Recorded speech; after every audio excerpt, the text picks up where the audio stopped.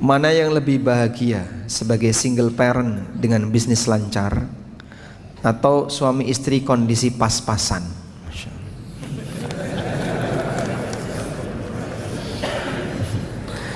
Ini kira-kira yang tanyakan ibu-ibu ya. Sekarang dia sebagai single parent, tapi usahanya lancar, baik-baik saja, dia tidak disibukkan dengan melayani suami. Ya mungkin saat ini dia sendirian, hanya bersama anak-anak. Atau nanti dia menikah, tapi dengan menikah bisa jadi sebagian pendapatannya dijuguk suaminya, diambil oleh suaminya. Mana yang lebih bahagia? Kalau masalah lebih bahagia, ya tentu beda-beda antara satu orang dengan orang lain. Ada sebagian orang yang dia lebih menikmati karir bisnis, sehingga kalau dalam urusan bisnis itu dia bahagia, sampai lama nggak nikah-nikah, jomblo, wah, sampai usia 40 tahun. Itu kok kenapa nggak nikah-nikah? Dia lebih menikmati bisnisnya daripada berkeluarga, maka dia nggak mau nikah. Cukup banyak orang seperti itu. Ada juga orang yang dia lebih menikmati ketika berkeluarga, bisa bahagia dengan pasangan, bisa bahagia dengan anak keturunan, dia bahagia dengan keluarga. Walaupun bisa jadi hidupnya pas-pasan dan mungkin penuh dengan kesusahan, urip itu angel, tapi dia bahagia. Kere-kere rapopo selama kita selalu bersama. Ada kayak gitu Pak ya? Insyaallah kita akan nikmati kebahagiaan dalam kemiskinan. Orang no ceritanya kaya ngono Mas. Itu hanya ada dalam puisi ya. Baik. Cuma dalam masalah ini ya, ketika orang misalnya lebih memilih, saya pengen punya pasangan agar hidup ini lebih terjaga dari masalah syahwat, terjaga dari masalah pelanggaran karena syahwat. Insya Allah mudah-mudahan dia bisa lebih bertakwa. Tapi berbeda nuansa antara laki dan perempuan ya. Kalau laki-laki godaan syahwatnya itu lebih dominan, sebab indera laki-laki itu memicu syahwat lebih besar dibandingkan indera perempuan. Bahasa lainnya gini ya, wong lanang nek nyawang wong wedok itu jadi pemicu syahwat lebih kuat. Tapi wong wedok nyawa wong lanang, mungkin dia lebih bisa menjaga dirinya. Allah berikan rasa malu pada dirinya. Baik. Namun jamaah, dalam situasi itu, ketika Anda merasa dengan hidup berkeluarga saya bisa lebih bahagia, nanti dibuat perjanjian nikah dengan seorang lelaki ya. Terus dibuat perjanjian, aku mau nikah tapi dengan syarat diizinkan untuk tetap bekerja dan kamu tidak boleh mengambil hasilnya. Nah gitu. Yang memberi nafkah itu siapa? Bukan istri. Yang beri nafkah adalah suami. Sehingga boleh nggak istri minta kepada suaminya, kamu tidak boleh mengambil hartaku? Boleh? Boleh. Makanya jamaah ya, harta istri bukan harta suami. Tapi kalau harta suami adalah harta bukan juga ya. Apakah harta suami adalah harta istri? Sebentar, saya tanya ke ibu-ibu. Apakah harta suami adalah harta istri? Oh. Rungokno Pak ya. Para istri Anda ijma bahwa harta suami adalah harta istri. Tapi ini kaidah yang salah. Yang benar gimana? Harta suami adalah harta suami, harta istri adalah harta istri. Istri berhak dari harta suami hanya senilai kewajiban nafkah. Lebih dari itu bukan harta istri. Alhamdulillah, insyaallah. Alhamdulillah kurang seru Pak. Ya. Ini ada yang tanya tentang Dajjal. Siapa orang tuanya Dajjal? Saya juga nggak tahu Pak. Masalahnya dulu waktu lahir diakikahi atau tidak nggak ngerti kita. Tapi Dajjal itu manusia. Dajjal itu manusia. Dia Bani Adam. Dan Allah kuasa untuk menciptakan Bani Adam dengan kondisi yang beragam. Ya'juj dan Ma'juj itu gimana sih Pak? Katanya dia Bani Adam. Iya, dia Bani Adam. Lha apa iso urip, Pak? Di dalam tembok, di balik tembok yang tidak kena sinar matahari, di dalam gua. Dan mereka bisa berkembang dalam waktu yang lama, beranak pinak, jumlahnya banyak sekali. Jadi Nabi Isa alaihissalam bersama Imam Mahdi itu berhasil mengalahkan Yahudi, berhasil mengalahkan Dajjal. Tapi pasukan yang hebat ini tidak mampu mengalahkan, tidak mampu melawan Ya'juj dan Ma'juj. Makanya diminta untuk mengasingkan diri. Jangan dilawan Ya'juj dan Ma'juj, itu pasti kalah mereka. Sehingga Allah perintahkan kepada Nabi Isa untuk apa? Mengungsi bersama kaum muslimin dan diamankan di sebuah puncak gunung, dijaga oleh Allah.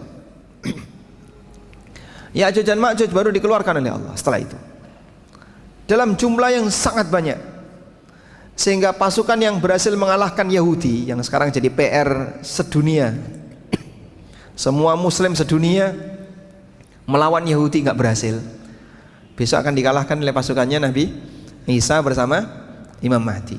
Itu tidak mampu untuk melawan Ya'juj dan Ma'juj.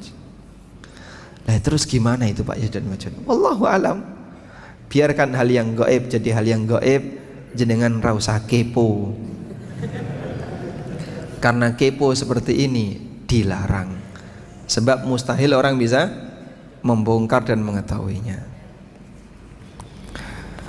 Apa kendaraan yang ditumpangi Dajjal untuk keliling dunia? Pripun yang jawab nih Pak? Ya, intinya dia diberi kemampuan, punya kemampuan bergerak secepat air hujan yang ditiup angin. Kecepatan Dajjal yang disebutkan dalam hadis dari An-Nawas bin Sam'an itu seperti air hujan yang ditiup angin. Takdir tidak dapat berubah. Hubungannya dengan Allah tidak mengubah nasib satu kaum jika kaum tidak mengubahnya. Baik. Innallaha la yughayyiru ma biqaumin hatta yughayyiru ma bi anfusihim. Allah tidak akan mengubah satu kaum sampai Allah mengubah diri mereka.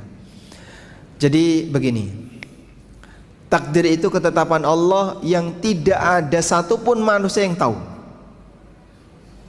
Sehingga mohon maaf ya, nanti Bapak mau ngapain? Nggak tahu, masa nggak punya rencana? Nanti saya mau ini, mau ini, mau ini, itu kan rencana ya, itu rencana. Apakah pasti terjadi? Allahu a'lam. Tidak ada satupun hamba yang tahu. Sementara hamba diminta untuk bekerja, hamba diminta untuk beramal. Perintah untuk beramal dalam Al-Quran banyak sekali. Oleh karena itu dalam hal ini berusahalah untuk menggapai yang terbaik. Allah akan memberikan balasan yang terbaik bagi kamu. Sementara takdir yang kamu tidak ketahui jangan dijadikan sebagai alasan. Lah buat apa kerja? Wong kerja ora kerja, rezeki ini sudah ditetapkan. Kamu tahu jatah rezekimu berapa? Tidak tahu. Ya makanya kamu kerja untuk mendapatkan rezeki itu. Sehingga ketika kamu tidak tahu, jangan jadikan alasan. Sesuatu yang tidak kita ketahui jangan dijadikan sebagai alasan. Kamu tidak tahu masa depan kamu seperti apa, maka berusahalah untuk menggapai yang terbaik. Dan jangan jadikan sesuatu yang tidak kamu ketahui sebagai alasan. Kecuali kalau kamu tahu. Aku tahu kok mas, jatah rezekiku berapa aku tahu. Kalau kamu tahu, boleh kamu nggak kerja. Tapi kalau kamu nggak tahu sesuatu yang tidak kamu ketahui, jangan dijadikan sebagai alasan. Dan tidak ada orang yang tahu tentang berapa jatah takdirnya, berapa jatah rezekinya, demikian pula takdir hidupnya. Oleh karena itu lakukan yang terbaik untuk menggapai yang terbaik. Wallahu a'lam. Sudah selesai? Lagi. Nah. Doa ortu kepada anaknya adalah mustajab. Saya kadang-kadang minta bantu doa ortu saat mengalami kesulitan hidup. Dan terkadang juga saya tidak minta doa ortu dengan pertimbangan agar ortu tidak ikut memikirkan kesulitan saya. Mohon nasihatnya, apakah saya tidak perlu minta doa ortu dengan pertimbangan tersebut? Mungkin boleh saya bagi jadi dua ya. Ada harapan, ada masalah. Ya? Kalau Anda punya harapan, silahkan minta doa ke ortu. Ini mau ada proyek, ya. Tolong dongakno muga-muga berhasil. Nah itu ada harapan. Sudah? Ortu tidak akan kepikiran dengan adanya harapan itu, sehingga beliau bahkan bisa jadi bangga, alhamdulillah ono proyek, alhamdulillah rezeki anakku ada yang baru, dan seterusnya. Terus dibantu dengan doa ortu. Yang kedua masalah, misalnya Anda mengalami kerugian bisnis, atau Anda mengalami apalagi tekanan dari orang lain, resiko A, resiko B. Nah untuk bagian ini saya sarankan tidak perlu cerita ke orang tua. Dah? Ketika Anda cerita ke orang tua, Anda berbagi kesedihan dengan mereka, sehingga orang tua ikut kepikiran. Maka daripada orang tua ikut kepikiran dan itu pun belum tentu masalah Anda selesai, lebih baik Anda tahan masalah itu hanya untuk diri Anda saja, tidak perlu Anda ceritakan ke orang lain. Silakan mengadu kepada Allah. Biarkan ortu tetap tenang dengan kondisi mereka. Nah, makanya kadang orang yang gampang curhat itu dia adalah orang yang gampang membuat sedih orang lain. Suami, Bapak ya, suami nyambut gawe di kantor punya masalah, pulang dia sampai rumah ketemu istrinya, cerita nggak? Tidak, dia diam saja, senyum ketemu istrinya. Kau tidak perlu tahu masalahku, yang penting kau bisa senyum ketika melihat uangku. Masya Allah. Leres Pak ya? Tapi istri misalnya dia punya masalah dengan tetangga, dia punya masalah dengan keluarganya, sampai ketemu suaminya, cerita nggak dia? Cerita. Akhirnya suaminya ikut sedih, sehingga suami punya masalah di tempat kerja, ditambahi masalah rumah tangga, ditambahi lagi masalah tetangga. Gara-gara istrinya cerita. Betul Pak, kayak gitu Pak. Nggih. Bojone sampean nggih ngoten niku Pak. Sabar Pak. Kalau disuruh cerita, siapa yang disuruh cerita? Suaminya disuruh cerita. Cerita yang bahagia saja. Mah, bahagia saya mah. Kenapa? Saya tadi di kantor ketemu siapa? Wah, itu sing sedih bojone nggih. Sing lanang seneng, sing wedok senep. Wallahu a'lam. Nah. Cukup Ustaz? Ada lagi? Ini panjang-panjang nih. Sudah ini ya.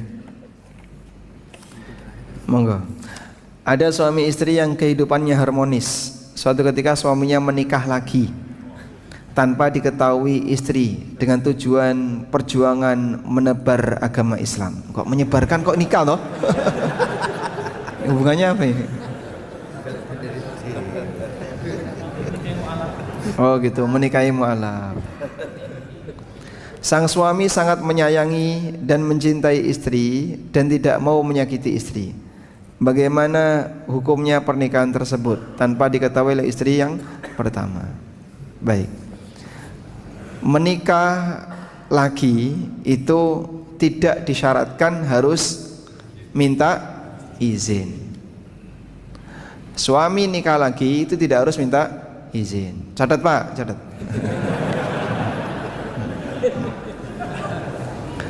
Pertanyaannya, apakah perlu minta maaf? Lebih baik mana, minta izin dan minta maaf? Lebih baik mana Pak? Kenapa minta maaf kok salah kok?